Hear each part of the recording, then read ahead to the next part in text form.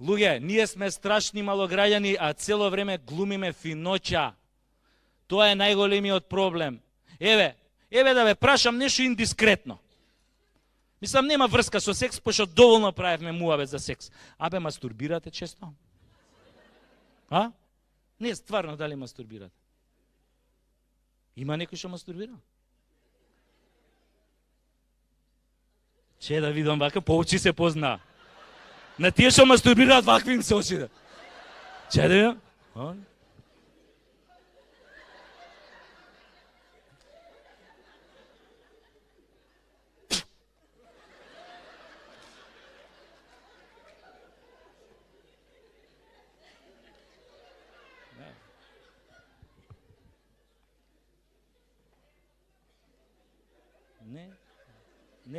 Не. Па добро бе, шо правите дома, читате поезија? Не бе, знаете зашо ве прашувам?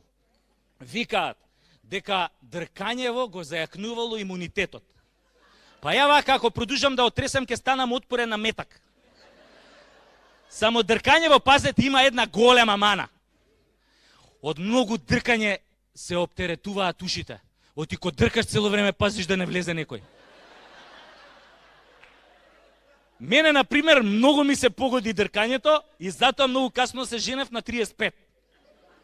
Овие сега муживе, па и после 40 не им паѓа на памет да се женат, бе.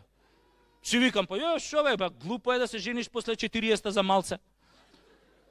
Али тешки малограѓани сме, кај нас, и за мажи и за жени важи тоа. До 30 сам се жениш, после 30 цело село те жени. Така ја кога бе ферген, ќе отидам на некоја свадба, а влезам у тоа салата за дочек, одма ќе ме нападнат 100 роднини пријатели. Ајде, ти си следниот дал Господ! Ајде, ти си следниот дал Господ! Абе, ми се одмили идење по свадби. Абе, ми се одмили жени да гледам и да бркам. Абе, на секоја свадба исто. Ајде, ти си следниот дал Господ! Викам, како да се отарасам од душегрижници, и на крај ми текна. Почнав истото да им го зборам, али кој ќе ги сретнев на погреб. Ајде, ти си следниот дал Господ! После тој на свадби ме избегнува.